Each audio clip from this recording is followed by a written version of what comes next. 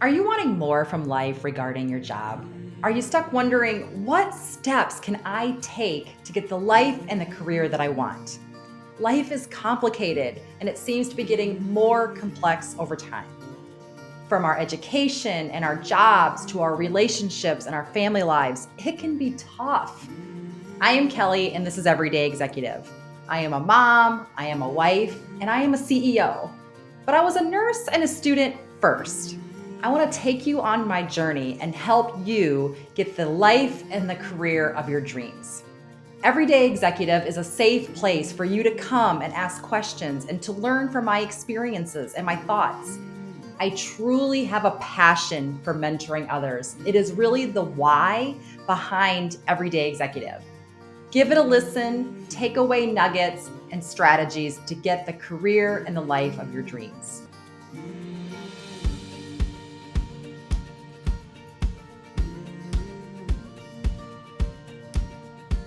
So how did I get here? Questions I get asked frequently is, how did you do it? You were a nurse, you had a 2-year degree. How did you become a CEO? How did you, and at such a young age, and gasp as a female? So today we're going to talk about that. We're going to talk about what my journey was, what my experiences were, and how to help you get the career in life that you want, and get ahead in life.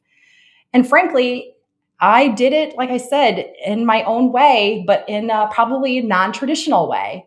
I was a B, C student, probably more on the C side in high school.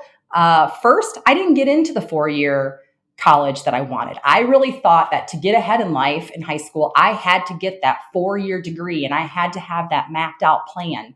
I didn't get in. I wanted to get into a university and I was literally one person away. They took the top 50th percentile. And again, C student, right? So that was average. I was one person away and didn't get in. And frankly, I was devastated. I thought, what am I going to do now? So I looked and I decided to enroll in nursing school. It was at a community college that I could afford. I moved out. I went to the community college and I started nursing school. And in nursing school, it was a community college, like I said, with an associate's. It was very intense, huge, rewarding career.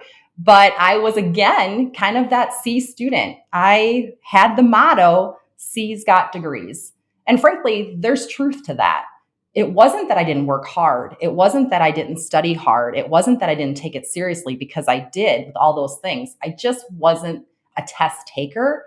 I used more of my skill sets in application. I actually was very good on the clinical side of college, meaning the applied part of it, but I was not good on the test taking and that book part. But C's got degrees. I got my associate degree in nursing and I got it in a little over 2 years. Why did it take me a little over 2 years? Well, I failed the class. I failed the class. And really probably the first time that I actually failed a class. And it was a class that I worked extremely hard on. And I was devastated. So for those who know, and you're in your classes, right, you get to know your classmates. And so the rest of my classmates were moving on into the rest of the program. And I now failed the class and could not move on until the next semester and was going to be joining a whole other class. I was devastated. I felt judged, frankly. But in the whole scheme of things, I wasn't quitting. I didn't decide, oh, nursing wasn't for me. I'm not going to do this. I'm going to do something else. So 2 big blows, right? I didn't get into the 4-year college, and failed one of my nursing classes. I just re-enrolled and kept going. And with a little over 2 years, 2 years and 1 semester to be exact, I was 20 years old and I graduated from nursing. What did I take from that? First of all, I had to work. I was living on my own. I had to assume debt to pay for that college. And so I had to balance as a 19, 18, 19-year-old, 20-year-old, how to work, how to manage my classes, how to manage my finances. And frankly, I wasn't very good at that and had to learn that as well. How to communicate with others, because I was young and I was in a profession as a student nurse where I'm taking care of patients and other practitioners, other physicians, other industries as a young person. And sometimes there's some judgment there as well. So, how did I kind of stand above the rest? I learned to communicate, I learned to ask questions. I worked hard. I got noticed because I was willing to put in the work. My grades didn't always necessarily reflect that, but I was willing to put in the work. And I think that did matter to my instructors. And it mattered when I wanted references in the end. You only have certain opportunities to get your reputation out there. And I will tell you that your personality and working hard far and above is more important than your grades. Because at the end of the day, I got the nursing degree just like the A students did.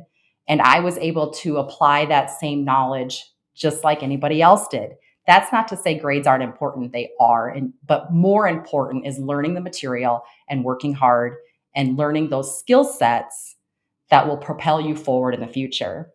So what did I do then to kind of get a leg up with nursing? At that time, nursing was hard to find jobs in. Now you can find them anywhere, but there was a little bit challenging at those times. It was, not to date me, but it was in the 90s. And so I had to kind of get a step above the rest, right? So while I was in school, having to pay my bills and learning to manage my money, I worked in a hospital as a registration clerk in the emergency room. That taught me, like I said, besides the multitasking, it taught me what a hospital was like, what an emergency room was like, what it was to work again with other people.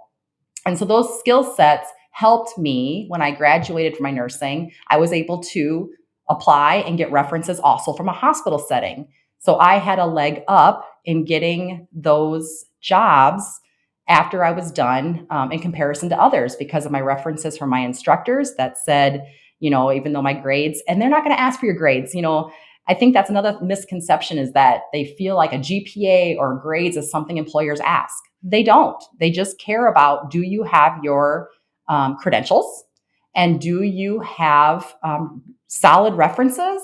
And we'll talk about that more as we move along, about what does that mean to get that job. But that's where I really feel like it paved the way for me as I moved forward with that first nursing job. And that's for any industry. It really, I know I'm talking about nursing, but what it did do is it gave me a trade. It gave me a skill set. It taught me other things that I was able to use in my future career as a CEO, that you really just can't underestimate. One of the other things that I get asked as well is, well, you were in college and, things were different then. College is more about that experience, right? And I would argue, yes, college is an experience. So if you're a traditional student, you want to have those experiences, and socialization was really important to me as well.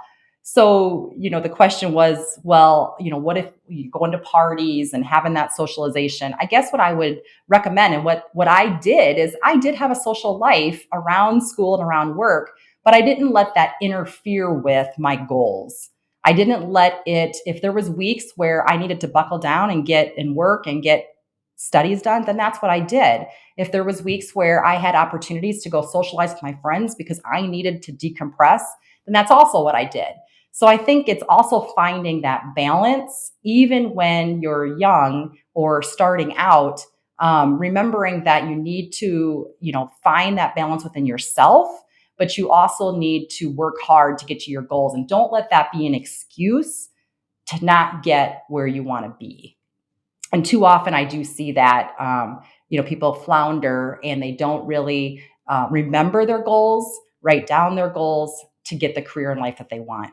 So I graduated at RN school, like I said, at the age of 20, wasn't even legally able to drink, but here I was taking care of patients that were obviously older than me.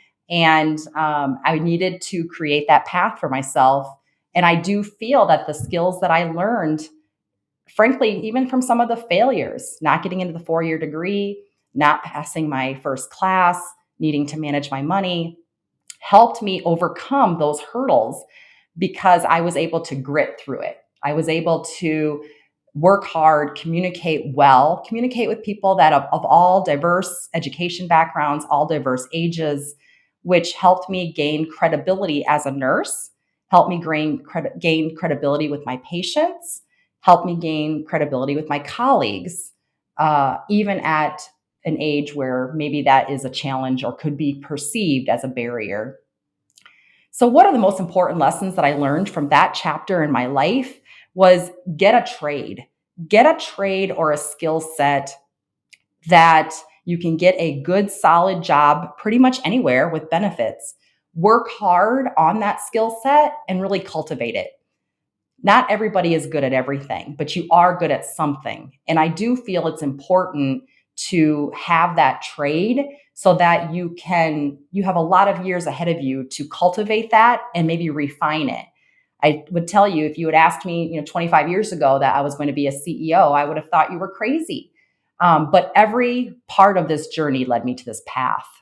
Get references for great job performances. Don't underestimate that. Don't be so focused on getting the A to the point where you miss some of the other references and key things that you could be doing that's really going to cultivate your skill. Because being a good test taker doesn't always mean you're going to be cultivating that skill that is important in your trade, in your future as an employee and as an employee for other workforce areas. Have grit. Don't give up. This skill is for anything. Whether you're working towards a goal, whether you're trying to lose weight, whatever it looks like, not stopping is what gets you to that goal. And, I didn't stop after I didn't get into the 4-year degree. I didn't let it, completely derail me. I focused on what my next options are. I didn't stop when I failed my first nursing class saying, nursing wasn't for me. I wasn't going to be able to do it. I just figured out what my next options was. And all of those things taught me that grit, because it is a behavior that you have to practice, right? If you're already in that mode of giving up and quitting when things get tough, you can redirect that. You can redirect your mindset. You can redirect your behavior by just saying, what's next? What are my options next? Write those down and move on, because all of it will help you develop that skill set. So tell me, what do you think about the question of experience versus education? Which one do you think wins out? Do you think a trade skill can get you ahead in the career goals and life of your dreams? Comment below, and I would love for you to give a review. Press the like button and subscribe. You can subscribe to the podcast on Apple, Spotify, or wherever you get your podcasts. And don't forget, please, I'd love for you to leave a rating. Next week, we will talk about jobs, and more importantly, how do you get the job of your dreams, or how do you get to the next stage of your journey to get the next job? That's the end of this episode. If you have any specific questions or problems that you'd like a hand with, please send them to everydayexecutivepodcast@gmail.com. Opinions and experiences expressed in this podcast are solely those of the host and do not express the views or opinions of past or current employers. The opinions and experiences should not be considered professional advice and is not necessarily indicative of future results.